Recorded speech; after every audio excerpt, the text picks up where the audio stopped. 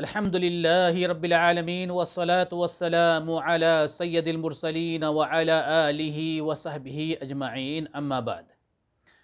ناظرین اعظام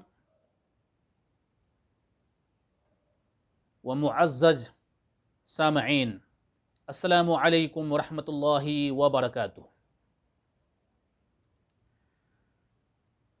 ہم دیکھ رہے ہیں کہ ان ایام کے اندر ہر شخص کسی نہ کسی مصیبت میں مبتلا ہے، اور جب سے اللہ رب العالمین کی طرف سے یہ وبا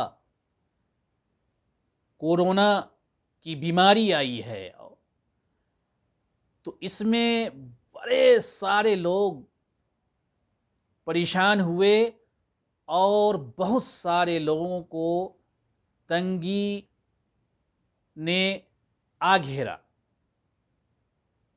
معاشی تنگی نے انسانوں کے کمر کو توڑ کر رکھ دیا۔ تو آئیں ہم دیکھیں کہ ان ایام میں یا ان ایسے حالات میں، جن حالات میں ہمیں یہ پریشانی لاحق ہے، مصائب سے ہم گھر گئے ہیں، تو ایسے وقت میں شریعت نے ہمارے لیے کیا فرمان نازل فرمایا ہے۔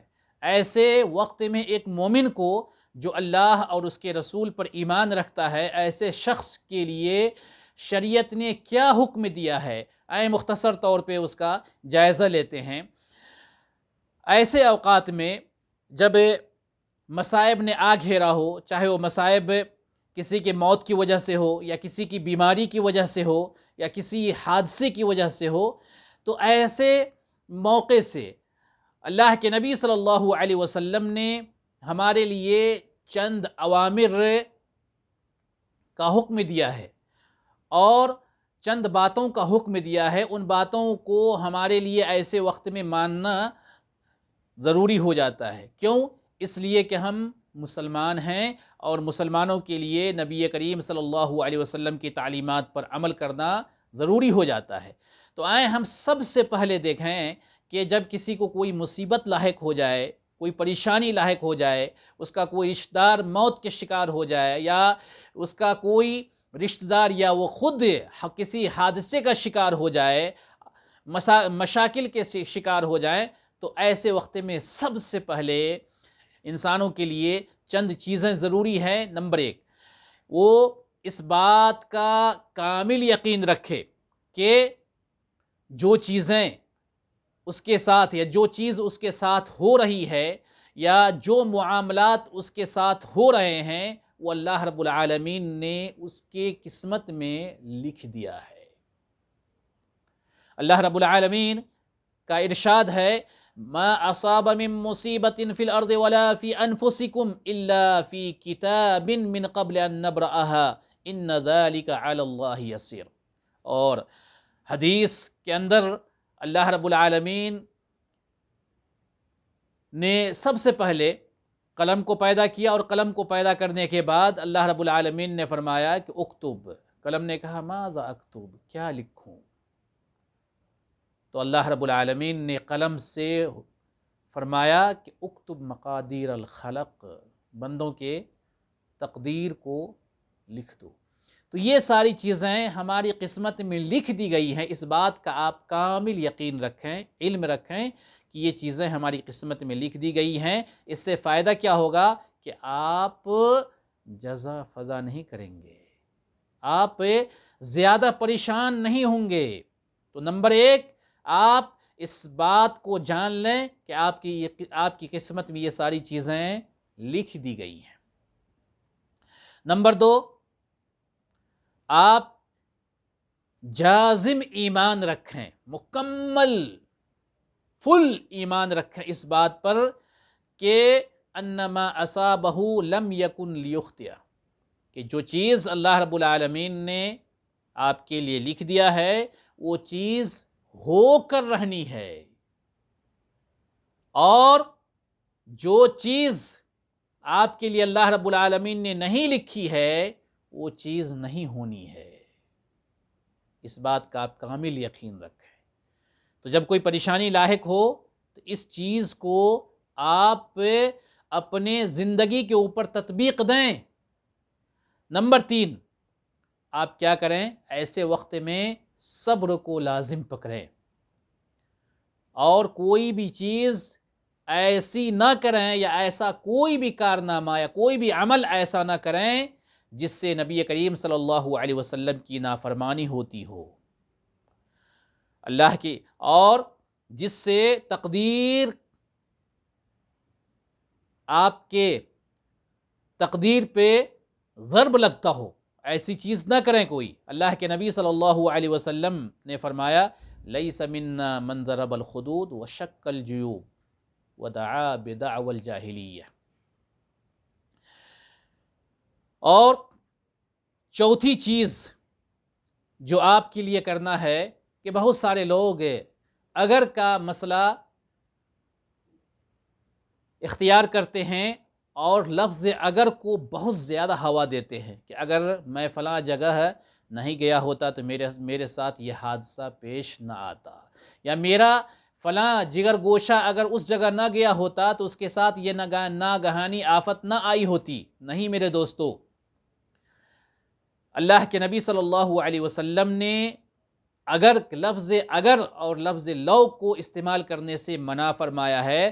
جب یہ چیز ہو جائے تو اس وقت آپ صبر کریں اور یقین کامل رکھیں، اپنے تقدیر پر بھروسہ رکھیں اور اس بات کا علم اور اس بات کو اپنے ذہن کو باور کرائیں کہ یہ ساری چیزیں اللہ رب العالمین کی طرف سے لکھی ہوئی ہے۔ اگر کا دروازہ اگر آپ کھولیں گے تو یہ شیطان آپ کو کسی نہ کسی بھور میں ڈال دے گا جس سے آپ کے عقیدے پہ ضرب پڑے گا۔ اس لیے اگر کا دروازہ نہ کھولیں اللہ رب العالمین، بلکہ آپ یہ کہیں کہ قدر اللہ وما شاء فعل، جو اللہ رب العالمین نے مقدر کیا تھا وہ چیز ہو کر رہ گئی، وہ چیز کیا ہوئی؟ ہو کر رہ گئی۔ تو اگر کا دروازہ نہ کھولیں، اگر کا دروازہ خاص طور سے جب کوئی چیز واقع ہو جائے اس کے بعد اگر کا دروازہ نہ کھولیں۔ چوتھی چیز یہ ہے کہ آپ اس بات کا یقین رکھیں کہ جو بھی مشکلات درپیش ہوئے ہیں یا مصائب پہنچے ہیں تو یہ ساری چیزیں انسان کے اپنے کرتوت کا نتیجہ ہے۔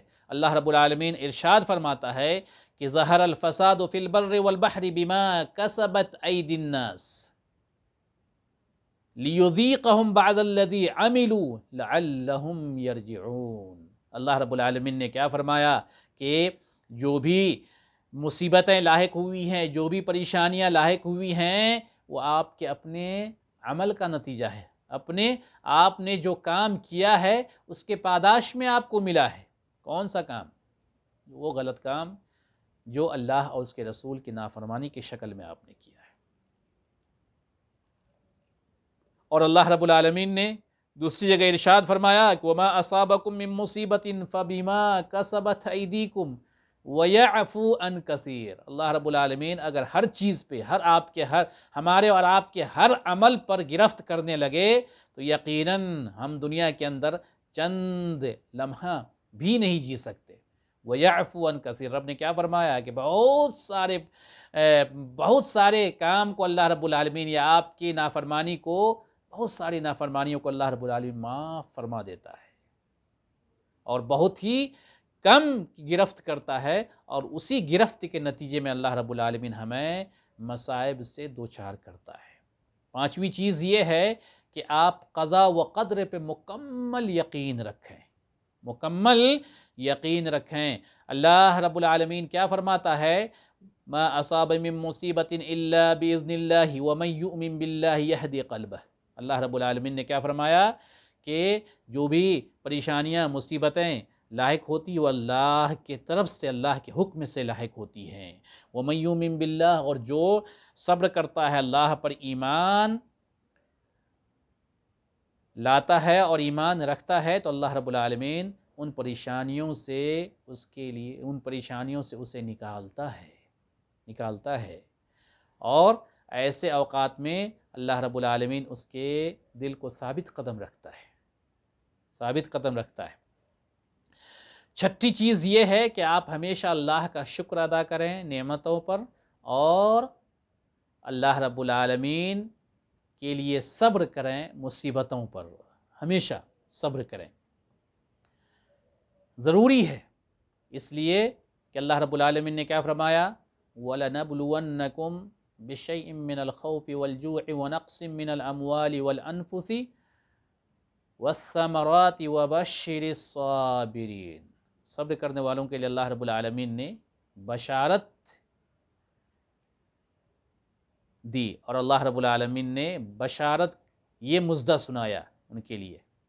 تو آپ صبر کریں، ہمیشہ صبر کریں، پریشانیاں لاحق ہوتی ہیں تو ہمیشہ صبر کریں، اور اللہ رب العالمین سے ان پریشانیوں کے خاتمے کے لیے دعا کریں، اللہ سے دعا کریں۔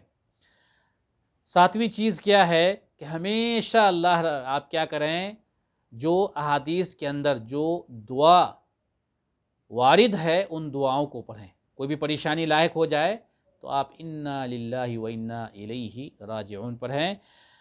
کیوں؟ اس لیے کہ اللہ رب العالمین نے فرمایا الذین اذا اصابتهم مصیبہ قالوا انا للہ و انا الیہ راجعون۔ اور اسی طریقے سے آپ یہ کہیں جب بھی کوئی انچاہی چیز آ جائے یا کوئی پریشان کن چیز آ جائے تو آپ یہ کریں کہ آپ یہ کہیں قدر اللہ ما شاء فعل، جو اللہ نے مقدر کیا تھا وہ ہوا۔ اسی طریقے سے آپ یہ کہیں کہ اللہم اجرنی فی مصیبتی واخلف لی خیرا منہ، یا اللہ اس مصیبت میں تو ہمیں کیا دے، اس مصیبت کا بہترین بدلہ عطا فرما اور اس کا نعم البدل عطا فرما، آپ یہ کہیں اللہ رب العالمین سے۔ اسی طریقے سے قدر اللہ ما شاء فعل کہیں۔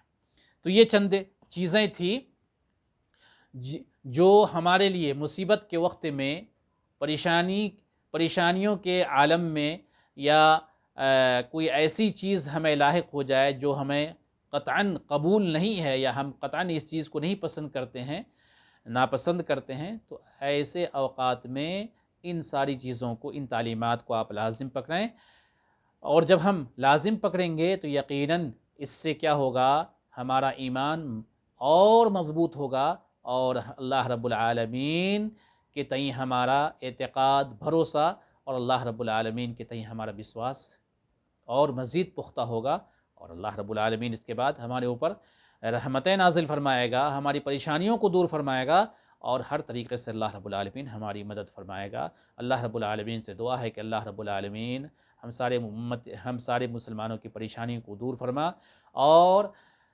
ہمارے اوپر جو یہ غم منڈلا رہا ہے، یا یہ پریشانی، یہ بیماری آئی ہے، اللہ رب العالمین تو اپنی رحمت سے ان ساری پریشانیوں کو دور فرما دے۔ یا اللہ تو ہمیں اس دنیا کے اندر بھی خیر و خوبی کے ساتھ، سلامتی کے ساتھ زندہ رکھ، اور آخرت میں بھی تو ہمیں جنت الفردوس کی شکل میں بہترین انعام عطا فرما۔ آمین۔ وآخر الدعوانا الحمد للہ رب العالمین۔